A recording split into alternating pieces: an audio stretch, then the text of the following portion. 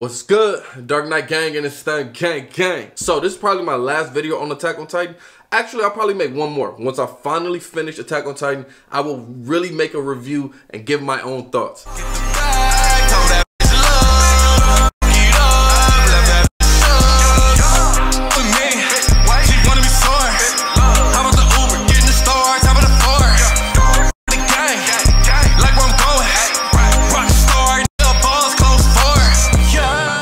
But this one right here is from Gigguk, something like that, and it's Attack on Titan is incredible now.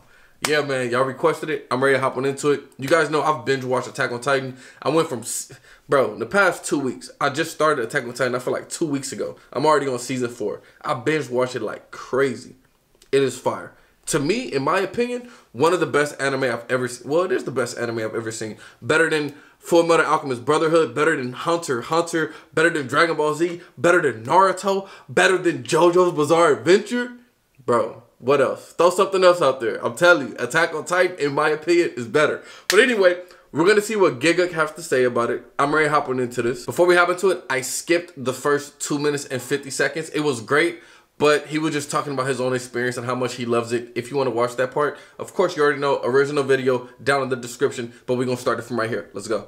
I can give Season 1 credit for anything, is that it immediately grabbed your attention, then fucking bear hugged it until you couldn't look in any other direction. Facts. I think many people can agree that the first few episodes is one of the best hooks you can find in anime, in contrast to the rest of the season where you'll find a whole mixed bag of opinions. Ranging from, this is the greatest series ever, to this is an overrated piece of crap, to that's how I felt. Want Levi to step on me.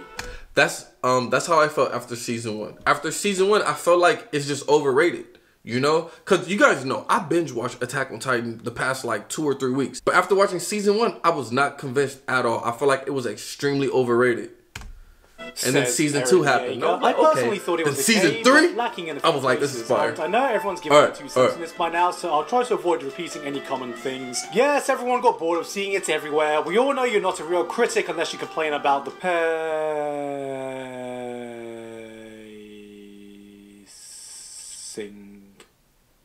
of the series, and I really don't care if you're a special flower who thinks the second opening is better than the first. Because it's not. So before I get into what I thought the series was lacking compared to what we have now, I wanted to shine a spotlight on what I thought it was doing right the entire time, and what it continues to do to this day. Aside from the obvious spectacle of the amazing action, Isayama was able to craft this really believable world with what felt like a unique premise. I've always loved the world building in Attack on Titan because it never needed huge exposition dumps of dialogue and lore to lend to its credibility that it existed, because it just felt like it did. It's the attention to detail that gave the world so much life and made it so interesting, and I know I'm speaking very broadly here, so let me give you a counterexample. Let's throw all this out the window for a second and talk about Naruto. Naruto has a world with a rich lore that intertwines all the different clans and bloodlines, creating a believable history that you can totally immerse yourself into. But there's one thing that's always bothered me about it. What the fuck is the technology in this world? These ninjas have cameras, computers, satellite dishes, bloody television sets, and they are just randomly there and then not there throughout the series. These are all very small, superficial things that shouldn't affect your overall enjoyment of the franchise. Yeah, I didn't think about that. If you really think about it, it really fucks some of the world's logic and raises way more questions than it should. Like, you have magic ninjas controlling mystical beasts that can level entire cities with a single fart? Cool. I can believe that, no problem. But having a whole room of meditating ninjas singing Kumbaya for chakra communication when wireless transmitters have clearly been used before? What? Satellite dishes obviously exist, so why is important inventions like radar not a thing on the battlefield? Or why is technology not more widely used in warfare in general? And here you got Akatsuki using some high-level communication jutsu for what is basically a Google Hangouts. Christ guys, stop being so tryhard and just start a fucking Discord server. I'm not saying I want to see ninjas running around with fucking AirPods, but if you're gonna add some of these elements in your fictional world for some kind of aesthetic reason, while it doesn't matter in the grand scheme of things, and I'm sure some theory can explain it, it just doesn't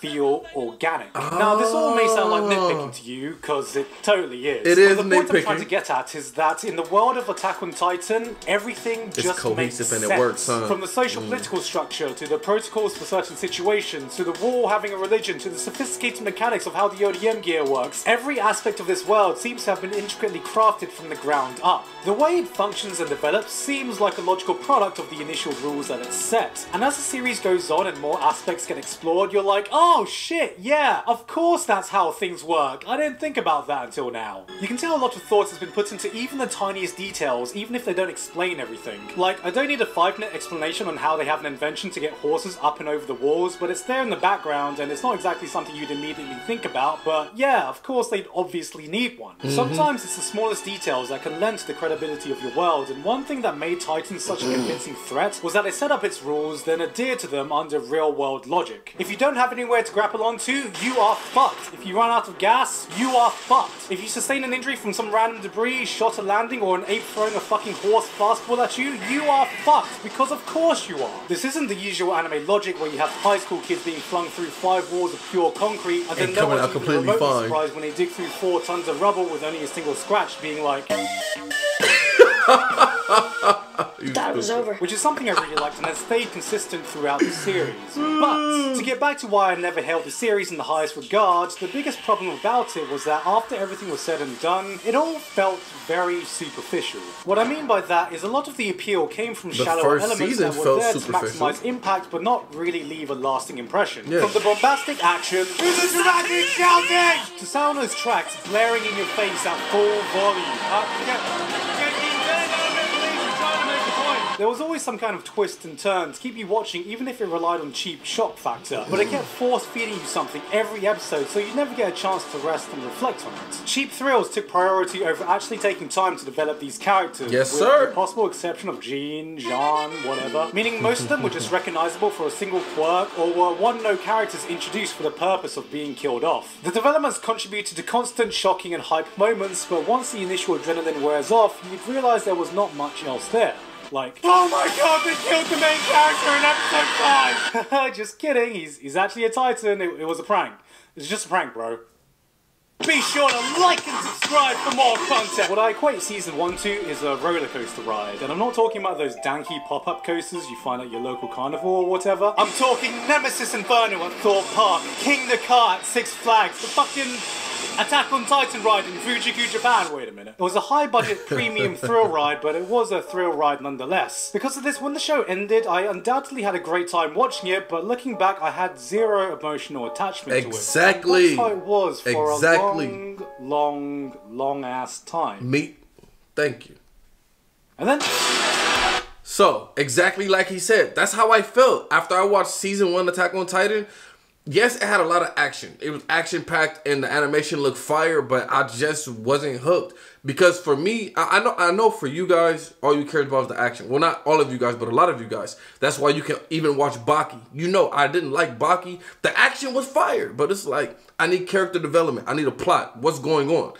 I really fall in love with the story. You know what I'm saying? So Season 1 Attack on Titan for me wasn't that good. Season 2 got better, but that's only because you saw the story to start to develop. Season 3 is when Attack on Titan was, man. But let's keep going. I wonder if I should stop it after every season and turn this into a 4-part video. Nah. If the reception for Season 1 was unbridled hype and excitement, when Season 2 aired, it was much more like, hey guys, Attack on Titan Season 2 is coming out! Alright, we can fix this. Can you get me the hype button, please?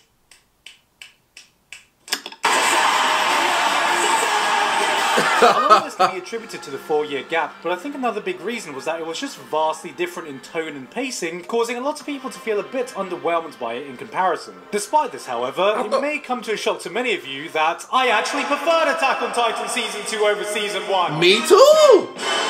No, me too, bro. If I didn't already make a video literally called Why I Actually Preferred Attack on Titan Season 2 over Season 1. Season 2 made me infinitely more invested in the franchise than I had ever been before, and the way it was able to make me do this was by stopping the roller coaster, letting you get off the ride, and just explore the theme park at a slower pace. I swear this is where the theme park analogy ends. I just really want to go to Thorpe Park. It added a lot of these mystery elements, which really enriched my interest in the world and added a layer of tension to it. J.J. Abrams has this great little TED talk where he explains his theory behind the mystery mystery box, where when watching a show or movie, you can always find these mystery boxes where information is fed to you, but just enough is withheld to create a mystery. And it's the withholding of the information that is far more engaging for the viewer, because we invest ourselves to find out what's in the box! And that's exactly what happened here. So I fell Constantly for gave it. you these little That's tidbits tight. and flashback of conversations that imply that there was something much larger going on in the grand scheme of things, but not giving you enough information for any of it to make sense, and it got you curious and invested to see what was in this mystery box, which in this series was literally what's in the basement. There was real tension in the air because you didn't know what was going on. Who was a Titan? Who was in on it? Who wasn't? What did this flashback mean? Why is there a talking gorilla? There can't be a talking gorilla because I'm already Winston. And the more you found out, the more it made sense why I like season 2 more than season 1, because that's true, because they did start to give you some information. It was just like, whoa, what is this leading up to?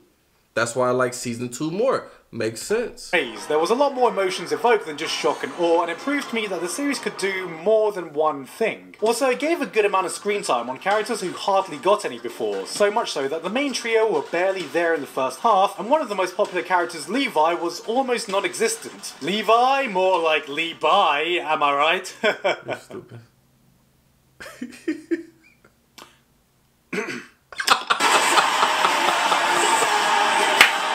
I like this cat. cat. Invest and care about these characters who you didn't even remember existed in season 1. Like, I remember back when the first season was in the prime of its hype, I actually got spoiled about the reveal of who the Colossal and Armored Titan was. And my actual response back then was, "Oh, for fuck's sake, I can't believe the internet's done this again! This has ruined the entire fucking thing for me! God damn it, I'm so fucking pissed!" Wait, who? Berthold, Reiner, Ymir, and Krista all took the spotlight for a good portion of the season, and I ended up really liking all of them. Which is incredible, because going into this, all I remembered about them was, I'm pretty sure you had 2 lines before. You were a background character, I think. Cheap waifu bait. I don't even think you were in season 1. It's in taking time to establish these characters and building up the mystery of the world that I felt they were setting up a story with an actual foundation, rather than setting up the next big shocking moment. And that's honestly why I preferred this season. It felt less like a string of moments and more like a narrative that followed a set of characters with their drives and motivations, with moments that organically resulted from it. Because there were still some great moments, even if they came in a lower quantity. Now, while I can understand that as a standalone season, not everyone will agree that this slow, methodical build-up was more entertaining than the action-packed thrill ride, I don't think anyone can argue about the results that this foundation paved the way. Exactly. So, really quick, I'm actually going to stop it right here and we'll continue on tomorrow where he talks about season 3 and season 4. So, I'm actually surprised that he agrees with me. That's everything you said, bro, is exactly how I felt. You just articulated it better than me. You know what I'm saying? Because season 1, yes, the action, insane. I was like, yo, this is about to be insane. But as I was watching it, after a while, I'm like, I need character development. I need stories. I need backstories. I need to know what's going on in the world. You feel me? And then season 2 came and they kind of gave that to you. And that's when I became more hooked. And I was excited to see where they're going to take this story. I'm glad you agree with me, because actually everyone that I've talked to, they didn't really care for season 2. But I think what they're doing is they're looking at it as a standalone season. You know what I'm saying? I don't watch shows like that. I understand the buildup. You know, like I saw how season 2 was building to something greater. So I wasn't just like, season 2 is trash. It was like, oh shit, huh? Wait, huh? Oh, what? Ah, what's gonna happen? Like, it was so much going on. I was invested a lot, you know? But anyway, this was a great video. I will finish part 2 tomorrow where he talks about season 3 and season 4. Shout out to the gang. Everybody have a great day. See y'all next time. Peace.